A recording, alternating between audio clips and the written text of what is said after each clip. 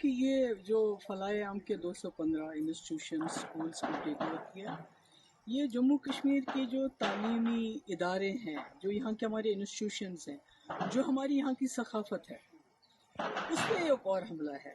मैं इसलिए सकाफत और जम्मू कश्मीर के तशख्खुस के साथ इसको जोड़ रही हूँ क्योंकि बहुत कम ऐसे स्कूल हैं FAT की तरह जो स्कूलों में इखलाकी इस्लामी तालीम के साथ जो रेगुलर एजुकेशन भी देते हैं। मतलब कोई आप जिस स्कूल का नाम नहीं ले सकते हैं जहाँ पर ये बैलेंस मेंटेन होता हो। और इन स्कूलों में से बहुत ही नामवर शख्सियत उभरी हैं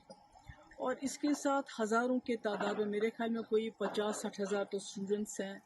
टीचर्स हैं, फैमिलीज़ हैं जो जुड़ी हुई हैं। तो इस तरह से इसको इसको टेक ओवर करना, पहले तो जमात इस्लामी के तमाम एसेट्स को टेक ओवर किया गया, उन पर बैन लगाई गई,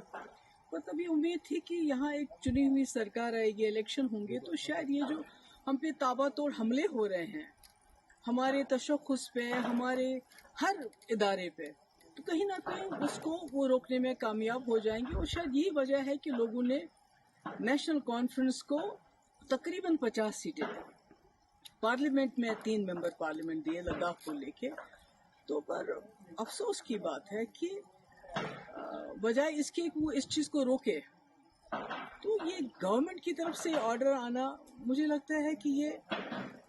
मतलब एज अ कश्मीरी मुझे लगता है कि ये जो लोगों का जो भरोसा है उन पे क्या गुजरी होगी, मैं उसका अंदाज़ा नहीं लगाना चाहती, क्योंकि पिछले इलेक्शन में तमाम लोगों ने अपनी आइडियोलॉजी से बालातर उठ के, चाहे वो जमात इस्लामी थे, चाहे अहले हदीस थे, चाहे एम्प्लॉयज़ थे, चाहे टीचर्स एसोसिएशन थी, चाहे नौजवान थे, सब ने सोचा कि एक ही जमात को वोट देंगे ताकि ये जो तूफान आ रहा है हम पे मरकज की तरफ से, इसको शायद एक जमात रोक पाएगी, एक ही जमात रोक पाएगी। क्योंकि PDP को तोड़ फोड़ करके PDP लगता था लोगों को ये खत्म हो चुकी है, ये मुकाबला नहीं कर पाएगी। तो ऐसे में ये होना, और अभी आपने देखा कुछ देर पहले जो हमारी उर्दू जबान है, सरकारी दफातर में से उसको तकरीबन खारिज किया जा रहा है। हमारी किताबों, हमारे जो सिलेबस है, जो करिकुलम है, उसमें जो है हमारे शेखुल आलम रहमतुल्लाह अलैह हैं, या हमारे अल्लामा इकबाल साहब हैं, या इसी तरह जो हमारे आगा शाहिद साहब हैं, उनको बिल्कुल उससे अलग किया जा रहा है। तो सरकार जो है खामोश है, और इस बार तो सरकार हिस्सा बन गई। आपको याद होगा 2016 और 17 में जब यहाँ बहुत हालात खराब हुए, पथराव रोके ना रुके, दिल्ली से इतनी बड़ी टीम आ गई,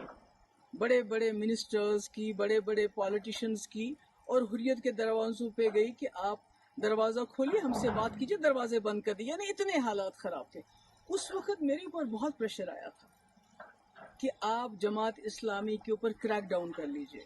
बैन कर लीजिए, इनको PSA लगा लीजिए, इनके एसेट सीज के, जो अब हो रहा है, जो इस वक्त की सरकार इस वक्त कर रही है। मगर मैंने सोचा कि अगर मैं अपने ही लोगों पे बिला वजह इस किस्म की कार्रवाई, या तो कोई सबूत हो कि भाई इस वक्त ये कुछ ऐसा कर रहे हैं तो आप कोई एक्शन लोगे, मगर सिर्फ इनकी आइडियोलॉजी की वजह से किसी ने जाके दिल्ली में चुगली खाई थी कि भाई वहाँ जो भी कुछ कर रहे हैं वो जमात इस्लामी के लोग कर रहे हैं, जो पथराव हो रहा है, जो मुल्क के मुखालिफ जो मुहिम चल रही है, वो सब जमात इस्लामी। पर मैंने उस वक्त स्टैंड लिया, जैसे मैंने कठुआ में स्टैंड लिया। हालांकि मेरे पास अक्सरियत नहीं थी, हम PDP BJP सरकार में बने हुए थे। आज नेशनल कॉन्फ्रेंस के पास अपनी अक्सरियत है, उसके बावजूद वो इस किस्म के फैसले करती है। मुझे लगता है ये अफसोस के लायक है, और इसके बारे में क्या कहूँगी। वैसे तो लोग कहते हैं कि कहीं ना कहीं नेशनल कॉन्फ्रेंस और जमात इस्लामी का पुराने वक्त से चल रहा है कि जब शेख साहब मरहूम 77 में आ गए, उसके बाद जमात इस्लामी वालों के साथ क्या किया गया, किस तरह इनके घर चलाए गए, क्या क्या हमारी मुकद्दस किताबें भी नजर आतश की गई। उसके बाद 87 के बाद क्या किया गया, जो फलायम ट्रस्ट के टीचर है उनको कैसे पब्लिक सेफ्टी एक्ट लगाया गया। और आज 2025 में अब इनके जो स्कूल थे, जो लोगों के गरीब लोगों को, गरीब बच्चों को, क्योंकि आपने देखा कि सरकारी स्कूलों में जो चीज़ कमी है वो ये स्कूल पूरी करते थे, जिनका कोई नहीं होता था और कम फीस लेके ये तालीम देते थे। तो आज इन्होंने इतना बड़ा सिस्टम जो एक बना हुआ है उसको एक हिसाब से तबाही के दहाने पे पहुंचा दिया है। कई घर इसके साथ वाबस्ता है, कई टीचर, सबका मुस्तकबिल जो है